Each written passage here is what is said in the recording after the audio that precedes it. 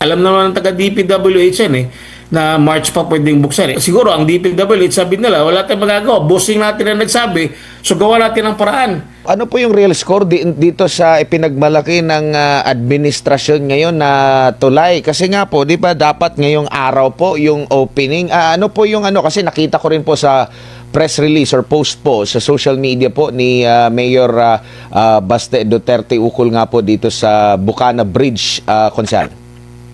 Yes, oo. Well, alam naman natin na yung dumalaw yung Pangulo dito at nagkaroon siya ng kanyang inspeksyon doon sa Bukana Bridge. And inanunsyo niya, una-una, inangkin niya na legacy project niya. Pangalawa, sinabi niya na bubuksan na daw ito ngayong araw na ito, pitsa 15 ng Disyembre. Yun nga, ewan ko ano nangyari because I did not witness the opening kung ano ba nangyari doon ngayon. But the thing is, kami talaga, nung inanunsyo yan, tinignan namin yung area, hindi pa ata nasisimento. Ewan ko, ang laki ng bahagi ng dun sa may Rojas Avenue na exit papuntang tawag nito, Coastal Road. Hindi pa talaga ganun kakompleto. Marami pang mga dapat gawin. In short, hindi pa talaga tapos. Ang tulay tapos na. Pero yung dadaanan ng ating mga motorista, particularly doon sa may Rojas Avenue, hindi pa talaga pwede. Sa tingin namin na hindi naman tayo engineer. Pero kung dumaan ka doon a few days ago, tinitignan namin talagang lupa pa ang karamihan doon. So, kaya nga naglabas ng statement ang ating City Mayor, Sebastian Baste Duterte, na mukhang alanganin naman yung inanunsyo ng ating ni Pangulong Marcos na maaari na itong buksan. Baka siguro hindi siya na-brief ng kanyang mga tauhan sa DPWH because I think the Department of Public Works and Highways, alam naman nila yan, ang katotohanan at alam nila paano sila tatansyahin. Sa pagkaalam ko, parang Marso pa ata dapat ito bubuksan. Minadali ng Pangulo, ewan ko anong nasa isip niya, bakit nga ginawa yun, na malalagay na naman sa alanganin. At pag binuksan na naman yan, baka naman ang pagbibintangan niya man, ang city na naman yan. Dahil bakit binuksan, hindi pa tapos. Na instead, maging hawa ang takbo ng trapiko, nakakaproblema na tuloy.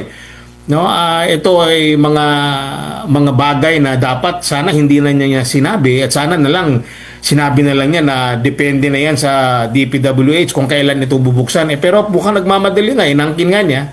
At the same time, pinaasa pa niya ang taong bayan that there will be a smooth flow of traffic. So when we were really verifying the current situation, ang sabi may ilang lane lang ang pwedeng buksan, dalawa lang ata supposedly from 4 lanes. So that would be a problem again sa takbo ng trapiko.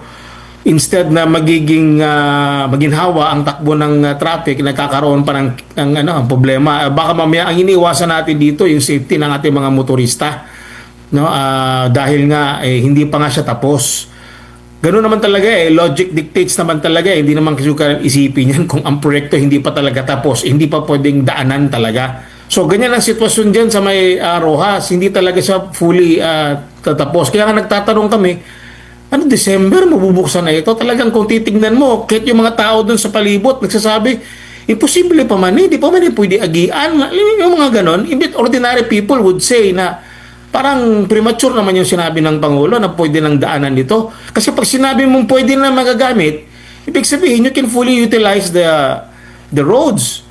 But as you can see, wala talaga, hindi pa pwedeng daanan ng mga sasakyan na yung talagang sabihin mong magkakaroon ng smooth flow of traffic. There will be, I don't know ano nangyari because I was not there. Iniiwasan ko kanina pa lang nung pumunta ako sa Oyanggurin area sa may diyan sa may downtown, it took me more than an hour, It took me more than an hour just umikot lang sa ilang street diyan dahil ewan ko kung yun bang dahilan na nagkaroon ng traffic, So sayang ba? Sayang. Dapat na lang inantay na lang yan na mag-anunsyo. Alam naman yan, alam naman ng taga DPWH yan na March pa pwedeng buksan. Wala tayong magagawa. Siguro ang DPWH sabi nila, wala tayong magagawa. Bossing natin ang nagsabi. So gawa natin ang paraan. So ewan ko anong resulta nung ginawa ng paraan ngayon kung instead na nakatulong ba o nalagay pa sa langanin ng takbo ng trapiko dyan sa May Rojas. Opo, maliban po dun sa nabanggit nyo po na hindi pa tapos yung mismong mga kalsada rin, wala ring street lights at safety and traffic signages along Rojas exit, no, as per Mayor Baste. So, pinayagan na itong padaanan. Pero meron po bang wala po bang kapangyarihan ang LGU na wag mo nang padaanan? Pwede bang hindi na lang muna padaanan para at least medyo makontrol natin yung traffic? May say po ba sila dito sa bridge na ito? Or dahil hindi pa nga tapos, hindi pa na ito turn over sa kanila, wala pa silang say kung ito ba pwede o hindi, isarado muna, hayaan mo nang tapusin itong mismong tulay? To my mind, it's under the Department of Public Works and Highways. They have full authority over that. What can the city government, to my mind, what can the city government can only suggest, but hindi ata natin pwedeng hadlangan ang utos diyan ng Pangulo or pigilan ang daloy ng trapiko in that area because sila ang mismo nagbigay ng clearance, no? Ang Pangulo mismo, ang kataas-taasang opisyal ng bansa ang nagbigay ng clearance na pwede na itong daanan ngayong December 15. No, kung gugustuhin lang ng ating alkalde, kung gugustuhin lang ng syudad, kung gugustuhin lang ng konseho, hindi pa nga dapat sana pwede yan. Kaya nga hindi kami nakikialam dyan dahil nga hindi pa nga yan tapos. Inunahan niya at pagkatapos ng binisita, siguro nagmayabang na okay na ito. Kasi legacy project daw niya, okay na ito pwedeng daanan. Lingit sa kalaman ng karamihan, hindi pa pala pwede. Talagang totoo naman na hindi pwede. Kahit ngayon, puntahan natin dyan ngayon, talagang hindi pa talaga kumpleto yan. You are just putting the motorist there, maalanganin. Kaya yung nga, wala pang mga safety signages, kulang sa ilaw and all. So paano mo how can you I cannot just fathom why it was really opened today, the earliest. Kaya kami, tahimik kami dyan. Kung gugustuhin lang namin, hintayin natin yung talagang tamang panahon.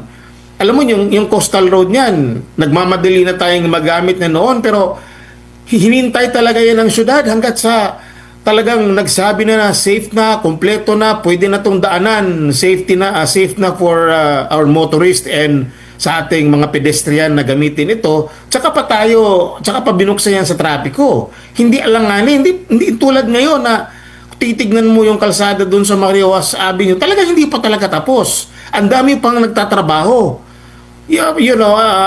Aside sa mga nagtatrabaho, maraming sasakyan na dadaan, kaya gagamitin na, may nagtatrabaho pa doon, nadidisturbo ngayon ang works ng ating mga mga trabahante ng DPWH, and baka may mga pedestrians pang dadaan-daan doon, maglalakad-lakad, they'll put them in harm's way.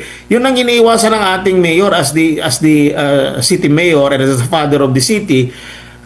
Tinitingnan lang niya ang kapakanan ng ating mga kababayan na hindi madisgrasya at di mapano, no? Dahil nga dyan sa minamadaling pagbukas ng Bukana Bridge going to Rojas Avenue exit. Pero yung ating mga kababayan, mga Dabawenyo, kaya pang magtiis ng dagdag na 3 buwan pa, mahigit, para dito? Wala tayong magagawa dun I'm sure, no, very resilient ang mga Dabawenyo. Kaya nila maghintay. Ilang taon na nga yang ma-apply over. Pati yung sa ulas pa. No, nangangampanya pa ako sa first term ko, nag-second term na lang ako. Ngayon, ilang poste pa rin ang naano dyan sa ulas. So ang mga tao sa Davao, very resilient. Parang, sige na lang, ginaganito tayo, parati tayong dinidelay. Ilang beses na antala yung budget niyan sa mga pati dito sa ulas. Ito lang, hindi nila magalaw-galaw itong Bukana Bridge is because it's under the contract of China. So hindi nila pwedeng basta-basta maipit-ipit yan, hindi yan pwedeng maantala. Tsaka itong sa ulas, talagang sila mismo nagsabi na naantala at hindi na budgetan. Matagal na delay ang mga budget. Kung saan-saan nilalagay. Pero pag may mga insertions, yung mga ginawa nila, bilyon-bilyon, ang bilis. Pero ito mga project na kailangan ng mga taga-Davao, iniipit. Tapos pagdating dito, aangkinin ng hindi kanila. Hindi ko maintindihan No, nagtitimpi lang itong mga Dabawenyo pero inis na ito sila sa sitwasyon eh. Alam nyo, tagal na namin gusto mabuksan itong flyover, hindi natatapos. Itong dito sa Ulas, hindi natatapos. Pag mabuksan niya ang flyover at yung naayos itong Ulas, napakalaking ginhawa sana sa takbo ng trapiko yan. Yung dyan sa may Maa, hindi na magkagigit-gitan dyan. Wala nang maiiwasan ng mga aksidente. Dahil nga sa kitid ng kalsada, yung mga truck na dumadaan dyan, sumasabit yung kanilang mga part ng kanila, sa mga karga nila dun sa poste, sa mga girders ng flyover. Hindi ko maintindihan eh. Tapos ito pa, hindi pa tapos, papadaanan na. Yeah, those are the things ba? Kung sabihin mong kaya ng Dabawenyo, naniniwala ko, Dabawenyos are very resilient, Dabawenyos are very patient. Pero hindi natutuwa ang karamihan. Maraming naiinis. Ang masakit pa dito, dahil sa ginawa ng national government, dinelay nila yung pati itong Ulas, ang pinagbibintangan ang Davao City. Wala namang kaming magagawa because it's a national project. Kung city lang ang nag-budget niyan, kung it's only under the city engineer's office, baka siguro magawa natin ng paraan. But we cannot do anything about it. We cannot overlap the powers of the national government. Hindi namin pwedeng kontrolin yan. Trabaho yan nila eh. Gawin nila, ayusin nila yung trabaho nila. They should fix it. Pakita nila na talagang sincere sila sa mga Dabawenyo. Ayusin nila yan. Matagal na namin gustong matapos ang flyover na yan, pati itong sa Ulas. Ito nga, pinangako na bubuksan ngayong araw eh. Hindi nga tapos nga eh. Pinipilit na lang padaanan na hindi pa tapos. Pero yung mga hindi pa tapos, ayan, wala tayong magagawa, kundi magawa nila ng paraan para makadaan tayo. Pero ito, pinipilit. Sa inyo po ba dyan sa konseho, may kapangyarihan po ba kayong imbestigahan, tanungin, bakit kayo nagmamadali ang DPWH ukol dito? Wala po bang ganitong hakbang na gagawin ang konseho ng Davao? Well, the city council is free to do, those such investigation if it really warrants, titignan kung bakit ba ito nangyari, it falls under the Committee on Transportation, and the Committee on Public Works. It falls on the two committee. Dalawa kasi yan eh. Mainly the Public Works, Ilang beses na kasing alam nyo, ilang beses na namin pinatawag ang DPWH, sa mga concerns na tulad ng ganyan. Pabalik-balik na kami dun sa issue dun sa may Maa flyover. Ito na naman, another issue na naman ito. Gusto natin sigurong tanungin sila, baka one of these days pagbalik ng session ng council, baka I would suggest na imbitahan din natin sila to explain ano ba nangyari, bakit ganito. And we are praying and hoping na sana naman walang nangyaring disgrasya dyan sa premature pag-opening. I will inform the committee because it's under the Committee on Public Works and Highways City Council.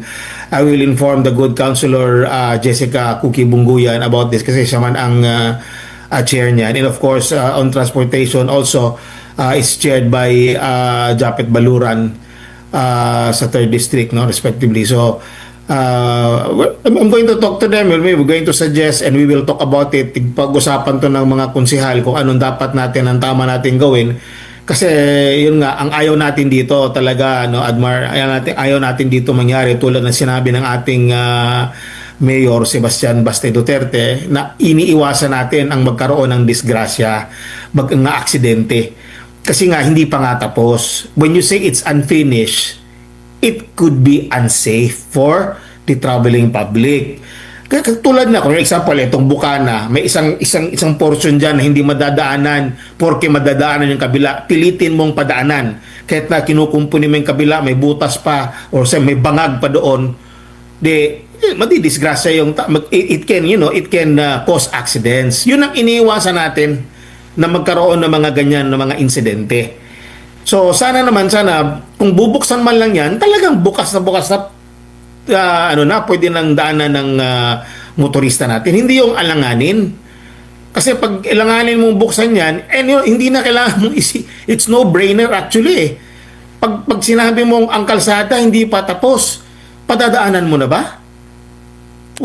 Marami pang kulang, walang signages, walang ilaw, padadaanan mo na ba yan? Is it safe for the traveling public? Di ba? Hindi na kailangan, it's a no-brainer. You don't need to, you don't need advices or whatever na kailangan mo para sabihin mo na it's unsafe. It's really unsafe because it's not yet done. It's unfinished. So why will you allow people to traverse that area if it's not unfinished?